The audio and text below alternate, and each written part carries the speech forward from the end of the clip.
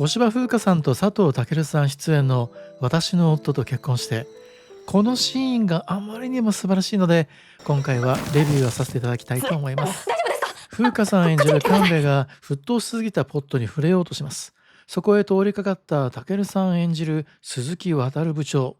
身を挺して救いますが、やけどをしてしまいました。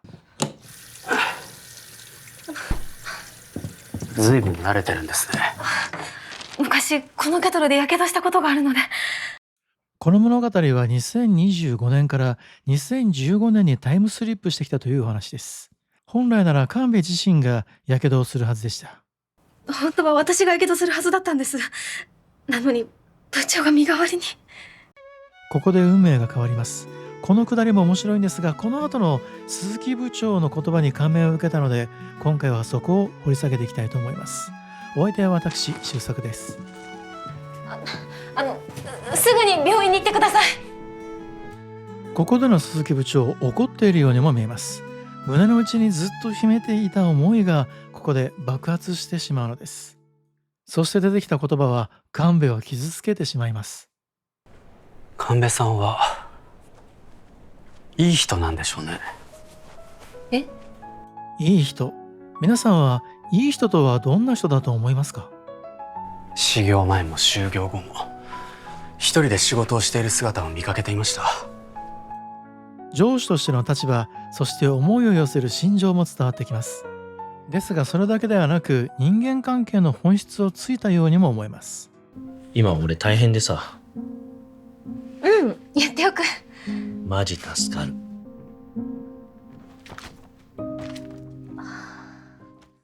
部下に対するこの表情が全てを物語っています。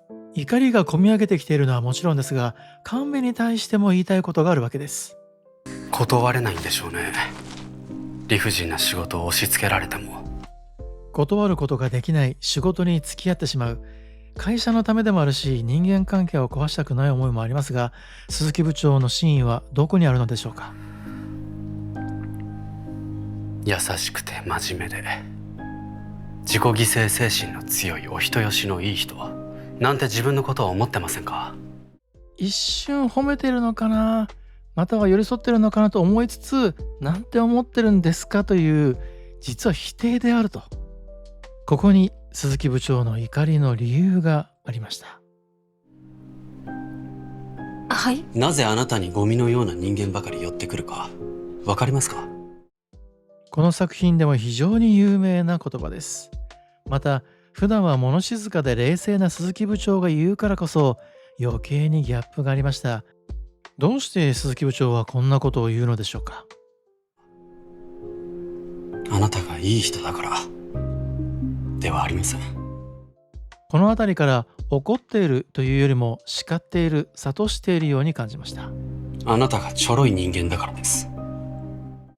ここではっきりと伝えてしまいました。あなたはちょろい人間であると。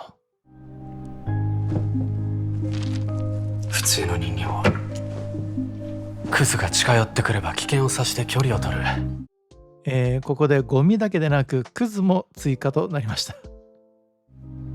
普通に人を見る目があれば誰でも気づく。ここはもしかしたら非常に優しくて温かいお父さんの影響もあるのかもしれません。でもあなたのような人はゴミやクズを両手を広げてありがたく迎え入れて、案の定ひどい目にあってもついにゴミやクズと両方を並べるに至りました。自分だけ耐えていればと悲劇のヒロイン気取り。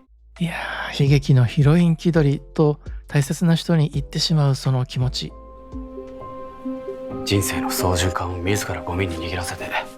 私はこのシーンで大切なことが2つあると思うんですが、そのうちの1つ、自分の人生を他人に委ねてしまうということ。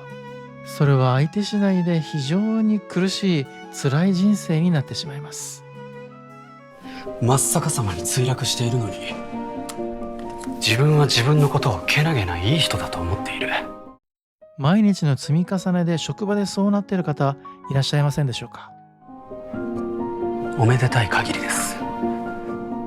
そんなの分かってます。ここは衝撃でした。自分自身分かっていたんです。でも止めることができませんでした。そんなの言われなくても分かってますよ。言われなくても分かってるけど止められず、10年後に命を落としてしまうわけです。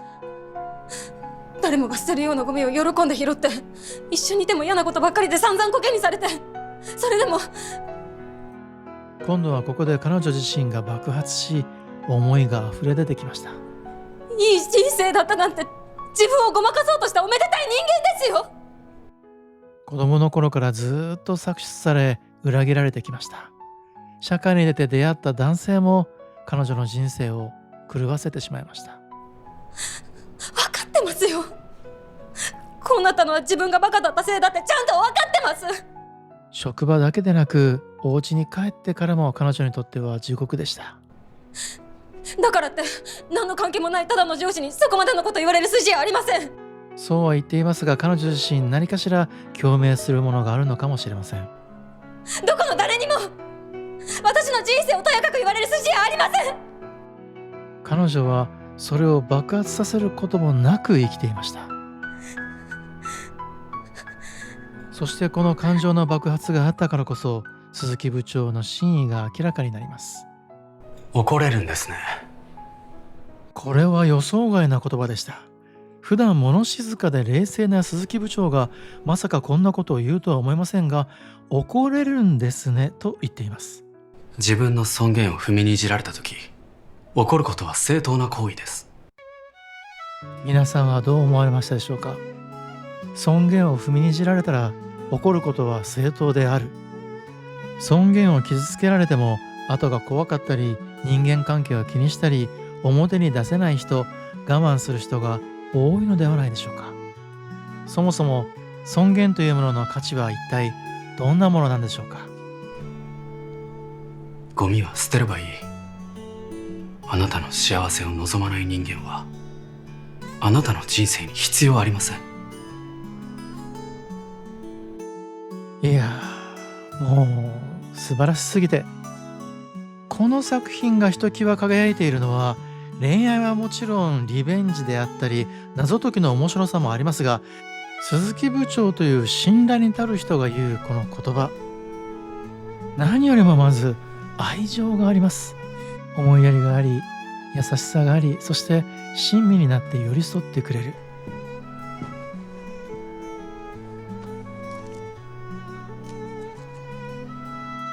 ちょっとそれますが、私この飴食べたくて検索したんですけど出てきませんでした。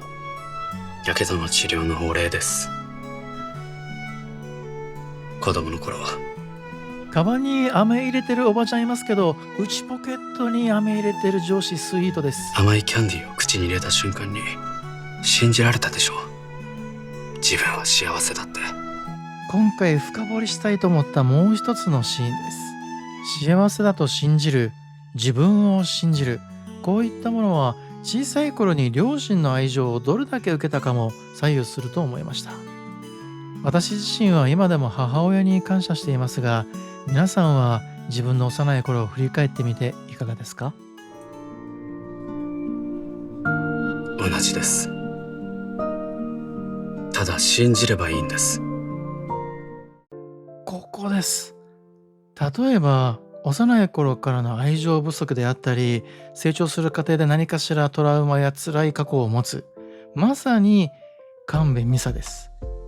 成長する過程で強さの根源であったり、湧いてくるものを失ってしまう、または弱くなってしまう、そんな彼女が2度目の人生で鈴木部長と出会い、後天的に自分自身に自信を持ったり、自分を変えることができるというのをこのシーンは見せてくれています。これが素晴らしいと思いました。私は人生を変えられるって。人生に希望を持たせてくれるというのはなんと素晴らしいことでしょうか。鈴木部長、普段あまり自分を出さないように見える2人が、ここで初めてお互いの本音をさらして絆が深まったのではないでしょうか。失礼なこと言って申し訳ありませんでした。こちらこそ。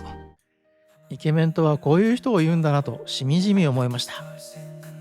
というわけで今回は私の夫と結婚してから佐藤健さん演じる鈴木渉の素晴らしいメッセージ性の高いシーンをお届けしました。もしよかったらコメントにあなたの感想も書いてくれたら嬉しいです。そろそろお別れですね。今回見てよかったな、楽しかったな、また次回も見たいなという方はぜひ高評価、サブスクライブをお願いいたします。お相手は私、周作でした。また次回お会いしましょう。ありがとうございました。